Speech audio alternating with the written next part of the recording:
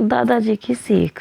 श्याम की बोर्ड परीक्षाएं अब नजदीक आ गई थी, लेकिन वो तो पढ़ाई से दूर क्रिकेट खेलने में मगन रहता था दोस्तों के साथ। उसके पिता भी अब की बार बहुत चिंतित हो रहे थे और उनकी चिंता भी तो लाजमी थी। गांव छोड़कर शहर जो आ गए थे बच्चों को पढ़ाने। 10वीं क्लास तक प्राइवेट स्कूल में पढ़ा श्याम।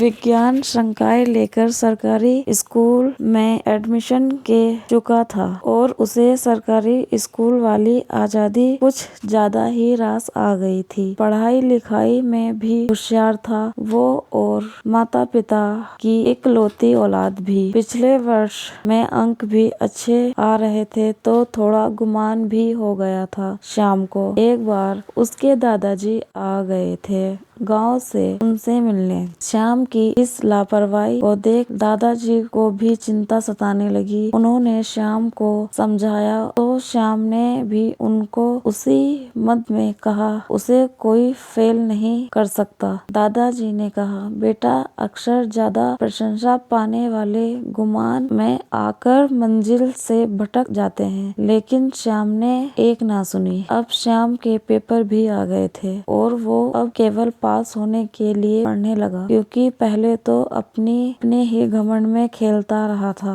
जब परिणाम आए तो श्याम फेल हो चुका था और अपने घमंड पर पछता रहा था। अब उसको दादाजी की कही बातें याद आ रही थी। शर्म के मारे वो गांव भी नहीं जा पा रहा था। जब दादाजी को पता लगा तो वो फिर से शहर आए अपने पिर्रे पोते से मिलने। उन्होंने श्याम को फिर समझाया कि अगर एक बार अकाल पड़ जाए तो किसान खेती करना नहीं छोड़ता। समझ लो तुम्हारे जीवन में भी इस बार अकाल पड़ गया। अब फिर से मेहनत करो और अगली बार मेहनत करके अच्छे अंक लेकर आओ। श्याम ने दादाजी की इस बात को अपना गुरु मंत्र बना लिया और आज दादाजी की सीख के कारण श्याम प्रशासनिक सेवा में चयनित हो गया है।